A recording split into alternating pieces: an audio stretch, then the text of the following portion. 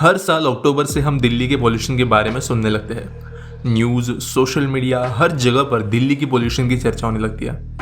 लेकिन 6 से 7 साल पहले दिल्ली में सर्दियों के दौरान इतना ज़्यादा पोल्यूशन नहीं हुआ करता था।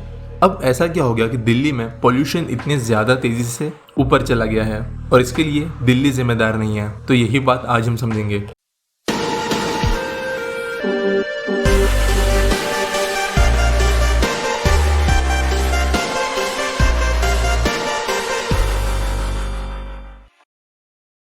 दोस्तों, दिल्ली एक मेगा सिटी होने के कारण यहाँ पर vehicular pollution, construction dust, industrial smoke, ये सारी चीजें साल भर मौजूद रहती है। इसी कारण वैसे भी एयर पोल्यूशन यहाँ पर कोई अंडर कंट्रोल चीज नहीं है।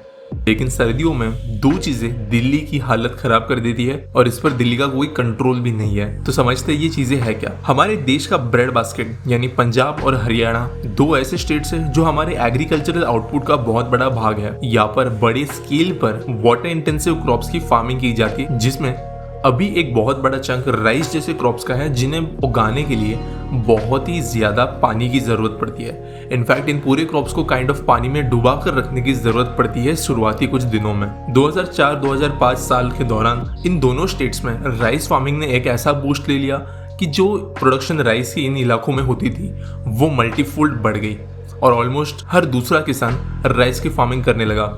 इसके पीछे का कारण था ग्राउंड वाटर की अवेलेबिलिटी। इन सालों में ग्राउंड वाटर को यूज करना ज्यादा आसान बन गया।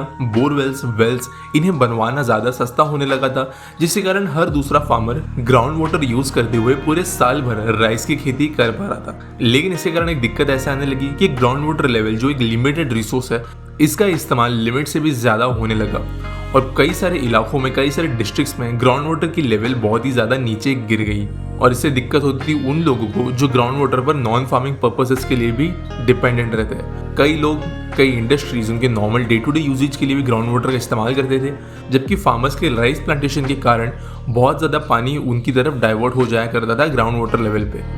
यही चीज मिटाने के लिए साल 2009 में सुप्रीम कोर्ट के द्वारा एक नया नियम बनाया गया कि राइस की फार्मिंग को मिड जून के बाद में ही उगाया जाए और उसके पहले कोई भी फार्मर राइस उगाना शुरू नहीं कर सकता। इसके पीछे का दोस्तों एक सरल कारण था कि मिड जून से मॉनसून की शुरुआत हो जाती है, बरसात होने लगती है और राइस फार्मिंग के इनिशियल स्टेजेस के दौरान जहाँ पर पानी बहुत बड़े पैमाने पर लगता है, उस समय अगर मॉनसून सीजन भी हो तो ग्राउंड वाटर से पानी निकालने की जरूरत नहीं पड़ती और ग्राउंड वाटर लेवल साल भर मेंटेन हो पाता है। साथ साथ राइस फार्मिंग भी ठीक ठाक तरीके से हो जाती है।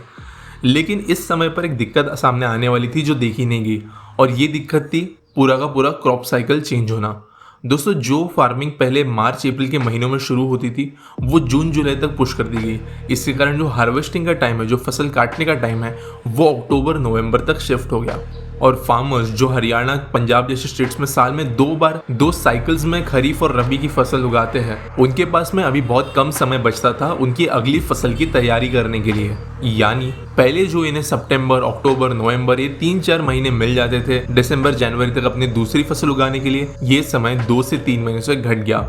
और इसके लिए किसानों को सॉल्यूशन चाहिए था कि वो जल्द से जल्द किस तरीके से अपने पुराने फार्म्स में बचे हुए राइस प्लांट्स को क्लियर करें और इसके लिए बेस्ट सॉल्यूशन निकल कर आया आग लगाना। 2009 के बाद में कई सारे फार्मर्स ने शुरू कर दिया कि वो अपने खेतों में आग लगा दिया करते थे और जो पुरानी खेती है उसे जल्द से जल्द कुछ दिनों के अंदर क्लियर कर दिया करते थे, जबकि पहले मैन्युअली खेतों को क्लियर किया जाता था। इस धुएं के कारण हुआ ये, क्रॉप बर्निंग का धुआं बहुत बड़े पैमाने पर इन दो स्टेट से बाहर आने लगा और यहाँ पर दिल्ली अनफॉर्चुनेट इसलिए बना क्योंकि ये जो धुआं बाहर आता है ये किसी हाईवे की तरह इसे एक नेचुरल रूट बनाकर मिलता है जो इसे दिल्ली की तरफ भेजता है। दोस्तों, एक तरफ दिल्ली के बना हुआ है हिमालयास, जहाँ से ठंडी हवाएं नीचे की तरफ बहती है, जबकि नीचे के डेक्कन प्लेटो के जरिए गर्म हवाएं ऊपर की तरफ बहती है और जो हरियाणा पंजाब में बन रहा धुआं है, इसे एक हाईवे की तरह रास्ता मिलता है दिल्ली की ओर पुश करने के लिए।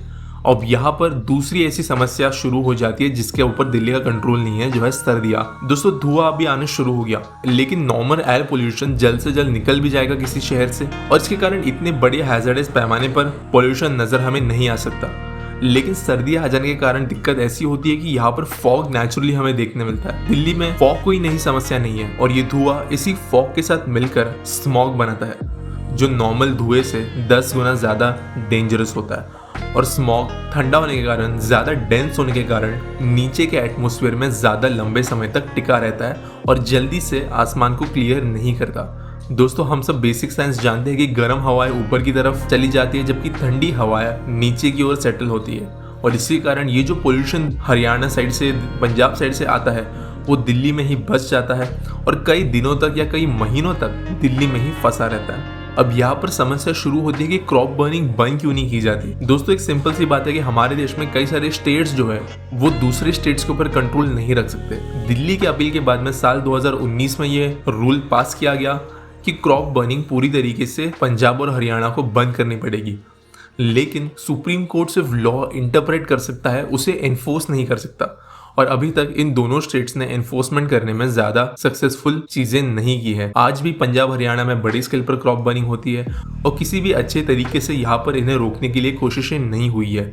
दिल्ली जबरदस्ती नहीं कर सकता इन स्टेट्स को क्योंकि उसके पास पावर्स नहीं है, और इसके बदले में दिल्ली के लोगों को अलग अलग चीजें सैक्रिफाइस करनी पड़ती है पोल्यूशन को कंट्रोल करने के लिए।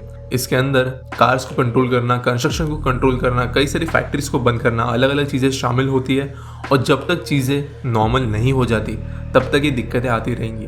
दोस्तों जो स्मोक टावर्स, अलग अलग वाटर कैनन्स वगैरह दिल्ली में लगाई जाती है, ये सारी नॉमिनल चीजें हैं, इन पर एक्चुअल में पोल्यूशन पर कुछ भी असर नहीं होता, और ये कई सारे जगहों पर ट्राइड एंड टेस्टेड होकर फेल भी हो चुकी है। दिल्ली की पोल्यूशन को कम करने के लिए एक ही सोल्यूशन फिलहाल सामने नजर आता है, वो है क्रॉप बर्निंग को खत्म करना।